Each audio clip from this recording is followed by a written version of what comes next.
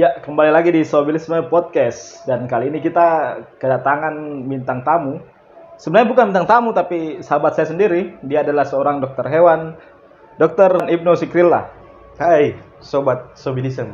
Ya, terima kasih dok sudah menyempatkan waktunya untuk hadir. Iya, sama-sama. Jadi, Dok Ibnu juga ini punya beberapa usaha ya, salah satunya pet shop yang ada di Lembang Majene. Dan nanti kita akan berkenalan lebih lanjut. Tapi dalam video ini kita akan banyak mengulik tentang profesi dokter hewan. Mungkin mulai dari bagaimana menjadi mahasiswa kedok hewan sampai prospek kerjanya. Nah, saksikan terus video ini.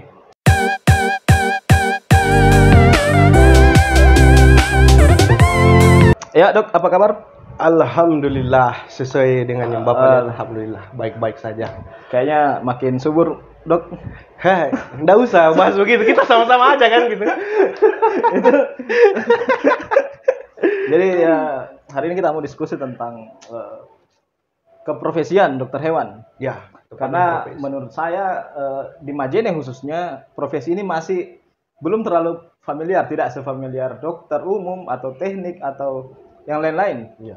Nah, Bukan sekarang- cuma di Majene sih. Rata-rata kalau di Indonesia ya kondisinya memang seperti itu. Karena dari segi universitasnya pun Universitas Kedokteran Hewan di Indonesia itu masih angka 11 yang ada profesi kedokteran hewannya. Masih angka 11 Masih 11, baru 11 fakultas seluruh 11 Indonesia. universitas yang punya fakultas kedokteran hewan. Dan Unhas ada salah satunya. Unhas salah satunya. Unhas keberapa di Indonesia? Unhas kalau nggak salah sih 9 kalau nggak salah, sampai 9. Terakhir itu Pajajaran, Unpad. Nah, begini dok, apa sih kira-kira syarat untuk menjadi mahasiswa kedokteran hewan? Ya, yang pertama sih kalau untuk mahasiswa kedokteran hewan ya sama-sama aja sih dengan jurusan yang lainnya. Cuman kedokteran hewan itu agak unik. Pertama begini, dia kan basicnya medis. Medis. Tapi di dalam pemerintahan ataupun di dalam tatanan wilayah kerjanya itu kebanyakan main lapangan. Jadi lab-labnya terus kemudian praktikumnya, magangnya apa itu semua itu kan lapangan semua, artinya orang yang siap mengeksplor dirinya lah untuk terjun ke lapangan. Ya namanya juga kita bersinggungan dengan hewan ya pasti kita agak-agak sedikit lebih liar lagi lah gitu. Jadi kira-kira sulit tidak jadi mahasiswa dokter hewan? Ya kalau mau dibilang sulit tergantung orangnya sih. Apa sih tantangan terberatnya selama kuliah dulu? Yang pertama itu ya tentu kalau dari segi medis pertama harus pasti ya berani pegang alat. Terus kemudian probandusnya kan hewan. Ini Apa lebih itu probandus? maksudnya hewannya langsung itu Hewan. disebut probandus. Oh, objeknya. Objeknya gitu. Jadi kalau kita ya tidak dapat dipungkiri jangan sampai kita misalnya kita dapat pasien kayak misalnya macan lah, ular lah. Itu kan ada spesifikasinya juga masing-masing. Ada dibilang satwa liar, satu akuatik, terus kemudian hewan kesayangan. Hewan kesayangan itu yang kayak kucing Hewan lah, peliharaan. apa hewan peliharaan gitu kan. Itu tadi dalam rangka dalam fakultas kedok hewan terbagi beberapa. Sebenarnya di dalam penjurusan tidak resmi, cuman spesifikasi untuk terhadap pengembangan diri saja. Keahlian profesi dokternya nih. Misalnya nanti dia lebih fokus, misalnya dia mau di satwa liar, berarti dia kebanyakan di konservasi apa dan sebagainya. Nah, kalau di fakultas kedokteran hewan sendiri bagaimana pembagian prodi atau jurusan di dalam? Nggak ada pembagian. Tidak ada pembagian. Langsung saja jurusan ataupun prodi kedokteran hewan ataupun langsung fakultas kedokteran hewan. Tapi nanti dalam proses keahliannya sebagai dokter, Itu dia bisa memilih sendiri fokusnya kemana. Ada yang ke ternak kan gitu. Rata-rata kan yang di dinas itu kan larinya pasti dia lebih ke ternak. apa sih yang istimewa dari fakultas kedokteran hewan? Ya fakultas kedokteran hewan kalau dari segi mau tanda kutip ya gini ya. Dari segi keilmuan saja bayangkan berapa hewan yang harus ditangani. Dari segi anatomi maksudnya struktur tubuhnya gitu kan. Sudah berapa yang harus dipelajari. Dari segi fisiologinya, terus kemudian dari segi apa namanya? Kebiasaan-kebiasaannya kan beda itu semua. Beda sekali loh. Hewan kesayangan, terus kemudian satwa liar, lebih parah lagi Jadi akuatik. ada tantangan tersendiri. Iya, lebih maksudnya luasan wilayah keilmuannya itu lebih mencakup yang lebih besar. Dokter hewan Pak, luas. Hewan ini luas Pak. Sampai ke akuatik malahan. Sampai saat ini bagaimana menurut dok tentang minat calon mahasiswa untuk masuk ke kedokteran hewan? Kalau kita itu sih kita bermain data ya. Sebenarnya kalau dari segi minat, wow, sungguh luar biasa sebenarnya minatnya. Sudah tinggi minat, Sudah cuman tinggi, ya. kapasitas kampus mungkin yang Cuman membatasi. dari segi kapasitas kampus ya masih ada beberapa kampus yang istilahnya masih menerima belum terlalu banyak. Contohnya di kampus saya sendiri itu kan rata-rata paling tinggi itu masih sekitar kisaran 80-an. Kalau kita bicara dalam rangka Fakultas Kedokteran Hewan Unhas, itu sekarang akreditasinya di mana itu? Bagaimana akreditasinya? Alhamdulillah kita sudah sampai di taraf akreditasi B. B. Ya, Unhas itu baru pertama kali akreditasi langsung B. 2010 kan pertama buka. 2010 buka, 2014 akreditasi S1-nya, terus kemudian 2018 kemarin kalau nggak salah ini. Profesinya akreditasi B. Tantangan terbesar bagi seorang mahasiswa kedokteran hewan itu apa sih kira-kira? Tantangannya ya harus kuat fisik dan mentalnya. Itu kan semua jurusan juga gitu. Maksudnya specifically di jurusannya dokter hewan itu apa sih? Iya, tentu pasti harus berani berhadapan dengan hewan. Itu saja. Tidak takut dengan darah. Tidak, ya itu kan maksudnya itu lebih spesifik ke medis itu kan. Makanya saya langsung kalau specifically di kedokteran hewan ya tentu ya namanya pasiennya kita hewan ya masa kita mau takut berhadapan dengan hewan. Ini kembali lagi ya, mungkin mengulang pertanyaan tadi, seberapa penting sih sebenarnya jurusan ini di masa yang akan datang? Kalau masalah kita pentingnya sih, kita lebih kepada ada dibilang di dalam keilmuan kedokteran hewan ada dibilang zoonosis kan. Zoonosis itu kan yang adalah ditularkan dari hewan ke manusia. Betul. Bapak cerdas ya, sudah tahu ya. Ya. Jarang loh orang tahu itu. Saya S2, Pak. Siap. Jadi penyakit yang dari hewan ke manusia, bahkan ada yang menyebutkan itu kisaran 60 sampai 80%. Jadi maksudnya 60% dari apa? Penyakit ada yang mengatakan beberapa referensi, ada yang mengatakan bahwa penyakit dari manusia, penyakit manusia yang ditimbulkan dari hewan itu kisaran ada sekitar 60 sampai 80%. Mayoritas penyakit manusia dari hewan. Sangat luar biasa ternyata. Jadi istilahnya kita preventif dari situ kan. Secara tidak langsung kita preventif. Makanya kedokteran hewan itu punya moto. Motonya itu manusia meriga satwa sewaka. Bisa dijelaskan untuk penonton. Artinya manusia meriga satwa sewaka itu artinya kalau diartikan bahwa mengabdi kepada kemanusiaan melalui profesi kedokteran hewan gitu. Jadi secara tidak langsung kita preventif juga. Sekalian kita konsep animal welfare gitu kan. Kalau untuk ke hewannya kan animal welfare namanya. Menarik, sepertinya apa sih itu konsep animal welfare? Mungkin bisa dijelaskan kepada penonton. Ya, konsep animal welfare itu sebenarnya dia lebih kepada bagaimana kita saling menghargai sesama makhluk hidup. Bahwa jangan kita semena-mena karena dia hewan, kita bisa perlakukan bagaimana saja. Makanya itu sekarang sudah mulai digalangkan juga di Indonesia. Misalnya kayak pemotongan itu kan harus kita menggunakan sistem halal, pisau yang tajam dan agar hewannya tidak terlalu kesakitan dan sebagainya. Terus kemudian dalam perlindungannya juga itu kan dalam konsep animal welfare itu misalnya ada konsep yang bahwa hewan juga punya hak untuk melampiaskan kebiasaan aslinya. Hewan juga punya hak untuk tinggal di alam liar, dengan di alamnya bisa berekspresi. Bagaimana sebenarnya pandangan animal welfare melihat kebun binatang contohnya misalnya? Sebenarnya kebun binatang itu kan ada standarnya juga. Makanya kan ada memang istilah, mungkin saya tidak mengerti sih. Tapi ada istilah kayak SOP-nya gitu kan, yang sesuai standar. Standarnya bahwa misalnya hewan ini, berarti dia di kebun binatang itu harus disediakan ini, harus ada ini, agar misalnya dirancang ataupun didesain sedemikian mungkin agar hewan itu seperti berada di habitat aslinya. Misalnya kalau kita pelihara burung harus ada ranting-ranting biar dia bisa singgah. Bahkan ada kan yang beruang. Ya tentu saja dia harus menyediakan bagaimana caranya agar disetting dingin, ada es di dalam gitu. Ya. Sejauh ini menurut Dok, bagaimana sih perkembangan paradigma animal welfare di Indonesia itu sendiri? Apakah sudah bagus atau? Ya sebenarnya sih ya namanya lagi-lagi kan kita masih proses. Kalau saya lihat Indonesia sih masih proses. Tapi alhamdulillah sudah mulai mengarah ke sana. Mengarah ke sana kan itu juga tidak jauh-jauh dari konsep Antropos apa itu? Yang Ekosentris.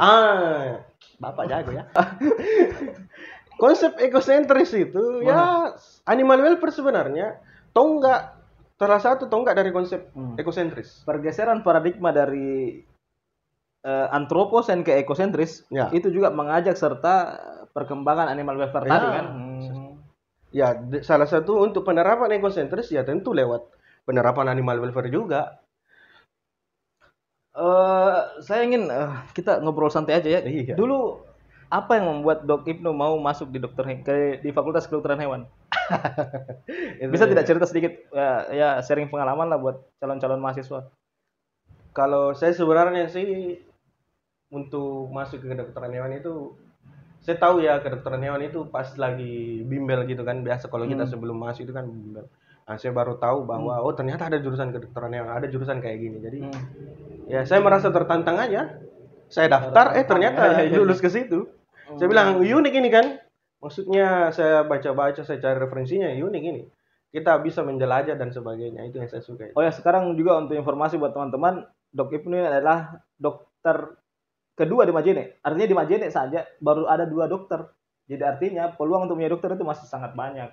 Dan silakan teman-teman nanti saya catat di deskripsi ya alamatnya Dok Ibnu, silakan mungkin bisa konsultasi atau aman Dok ya? Aman, siap. Terima kasih. Nah, kembali lagi kita bahas soal profesi ya. Di Indonesia kan ini banyak orang yang memelihara satwa. Ya. Apa sih sebenarnya yang syarat atau mungkin boleh atau tidak sih? Sebelum bicara syarat? Tergantung. Itu kan dalam pembagiannya juga ada pembagiannya, ada dikatakan appendix 1, appendix 2, appendix 3. Ya, bisa dijelaskan sedikit istilah-istilah ini? Appendix apa maksudnya? Appendix itu artinya dia lebih kepada standar yang kepunahannya gitu. Jadi untuk memelihara itu ada, misalnya dia tergolong hewan ini, itu harus ada perizinannya dulu. Bahkan ada juga hewan yang betul-betul tidak bisa untuk dipelihara. Karena bisa ada kewenangannya ke salah satunya itu di Kementerian Kehutanan, BKSD atau Balai Konservasi Sumber Daya Alam. Nah, di situ perizinannya apa dan sebagainya. Jadi semakin langka hewan mungkin akan semakin sulit untuk diadopsi nih. Pasti diadopsi ya, cocok istilah adopsi itu dipelihara atau diadopsi ya. Ya, sekarang yang ingin saya tanyakan Dok, di Indonesia kan ini tingkat konsumsi hewan cukup tinggi. Betul. Ada tidak potensi kendala yang bisa dihadirkan oleh tingginya tingkat konsumsi hewan itu? Kalau kita itu kan masuk ke ranah pangan ya. Kalau kita berbicara masalah pangan itu kan yang paling penting itu yang mungkin mau dibahasakan itu masalah foodborne disease. Bagaimana itu? Apa itu? Foodborne disease itu kan artinya penyakit yang ditimbulkan dari makanan, dalam hal ini pangan lah. Penyakit yang timbul dari pangan. Pokoknya yang pangan, masalah makanan. Jadi kan kebanyakan yang kita konsumsi kan rata-rata dari hewan. Ayam, sapi, ikan, segalanya dari daging-dagingan kan gitu. Jadi bahkan susu juga kan. Jadi memang artinya di dalam pemeriksaannya itu ada standarisasinya, misalnya harus bebas dari salmonella, E. coli dan sebagainya. Ada batasannya begitu. BMCM. Apa itu? Batas minimum cemaran mikroba. BMCM. Kalau kita petakan di Sulawesi Selatan atau Sulawesi Barat contohnya, apa sih ancaman-ancaman yang kemungkinan ada gitu? Dalam hal ini konsumsi pangan. Ya. Yang berasal dari hewan. Bisa jadi ya menimbulkan penyakit sih, beberapa kan ada penyakit. Bisa tidak lebih spesifik menyebutkan dari pangan apa, ada penyakit apa yang mungkin itu? Ya kebanyakan sih dari daging. Daging sapi. Iya. Kan daging sapi yang tercemar misalnya kayak antraks ataupun misalnya daging ayam AI itu kan ya berbahaya juga ketika kita konsumsi. Itu bisa menimbulkan beberapa reaksi masuk ke dalam tubuh gitu kan. Makanya ya sedini mungkin bagaimana kita untuk mencegah. Itu kan lewat karantina, lewat dinas yang istilahnya untuk meng-cross check ataupun sebagai wadah preventif. Lembaga apa sih yang bertugas untuk mengawasi pangan itu? Karantina sih. Karantina. Dan juga kan istilahnya dalam pengiriman itu kan harus ada suratnya, misalnya kan saya peternakan nih, saya mau mengirim daging kan, itu kan harus ada izinnya juga, mulai dari izin dari dinas setempat, izin dari karantinanya juga, Kan misalnya sebelum pengiriman kan kita harus melapor ke karantina juga. Itu kan harus lewat uji kan. Ada uji-uji tersendirinya lah yang dari dinasnya yang terkait ataupun dari karantinanya itu sendiri. Oh ya, sekarang kan lagi era masa pandemi kan. Ada tidak referensi tentang hewan tertular corona? Mungkin tidak? Kalau dari beberapa perspektif ada yang mengatakan tapi belum bisa Belum dipastikan. ada kepastian ilmiahnya ya. Iya. Tapi kalau referensi sumber corona dari kelelawar itu sudah atau jenis baru? Atau ada punya perspektif sendiri tentang soal virus corona hari ini? Sebenarnya kalau kita mau perspektif dari sejarah itu kan virus corona itu kan sudah lama. Ada sih sejarahnya itu. Bahkan kalau di kelelawar itu sudah lama ditemukan. Corona tapi spesiesnya bukan COVID-19. Ini kan COVID-19 yang baru. Coronaviridae. Jenisnya itu kan Coronaviridae. Itu sudah lama di kelelawar, sudah lama ditemukan. Cuman dia ada di kelelawar tapi belum bisa menimbulkan kemanusiaan. Baru-baru ini pada saat muncul pandemi ini itu kan dia bermutasi sehingga dia sudah bisa menyerang ke manusia. Cuman mungkin belum bisa jadi dipastikan kalau itu virus corona dari kelelawar. Iya, banyak yang mengambil dari situ karena yang pernah ditemukan ada di kelelawar. Tapi tidak menutup kemungkinan dari hewan lain. Iya, bisa saja. Atau dibuat. Kita tidak usah terlalu jauh membahas kontroversi ya. Kita ingin kembali ke frame persoalan dokter hewan. Dalam dunia global, di mana posisi dokter hewan? Ada tidak cerita yang bisa dibagikan? Luar biasa Bapak ya. Saya suka pertanyaan Bapak ini. Oh iya dong.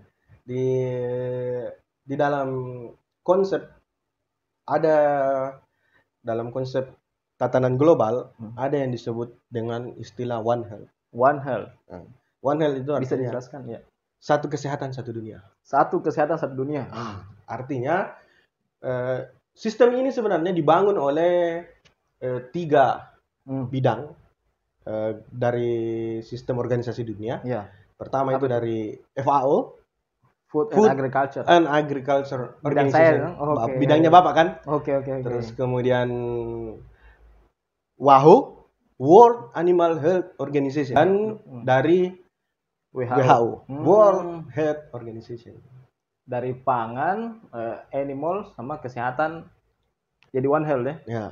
Membentuk satu tim elaborasi di mana saling berinteraksi dan kemudian saling memunculkan beberapa standarisasi SOP dan sebagainya biar bagaimana ini kita satu kesehatan satu dunia, mulai dari pangan, dari hewannya juga, animalnya juga, sehingga bisa kita saling terintegrasi. Jadi di tatanan global saja sudah ada integrasi antara integrasi 3 berbagai bidang itu tadi. Kalau di Indonesia praktiknya akan muncul seperti apa itu? Di Indonesia itu praktiknya sudah pasti dia akan diterapkan di beberapa, misalnya di kampus, itu menjadi sosialisasi, menjadi bahan acuannya pembelajaran, terus kemudian dari pemerintahan juga sudah menerapkan beberapa itu. Karena kan lagi-lagi kita, kalau dari kedokteran hewan sendiri kan itu di bawah naungannya kementeriannya Bapak, Kementerian Pertanian. Jadi Dirjen Peternakan dan Kesehatan Hewan kan gitu kan. Jadi itu sistem lama sih, sistemnya Belanda yang bagaimana bahwa segala pertanian dan peternakan itu yang berbau hewan itu harus digabungkan dalam golongan pertanian. Itu kan sebenarnya konsep yang dibawa oleh itu definisi pertanian secara umum. Pertanian secara umum itu kan pertanian dibawa oleh Belanda. Beda dengan sistem pertanian Eropa lainnya yang kayak Inggris kan beda semua. Oke. Jadi ini mungkin jadi pertanyaan terakhir ya dok. Apa sih pesan-pesan untuk mahasiswa kedokteran hewan hari ini? Silakan disampaikan ke penonton. Langsung spesifik ya ke mahasiswa kedokteran. Iya dong. Untuk mereka dong. Ya. Kalau saya sih ya semangat saja, lewati saja, pasti akan semua berlalu. Badai pasti berlalu dan tantangan lebih berat menunggu teman-teman. Iya, terima kasih sudah menyaksikan podcast kami. Terima kasih juga Dok Ibnu sudah sama-sama meluangkan waktu untuk hadir. Kita akan kembali di podcast selanjutnya.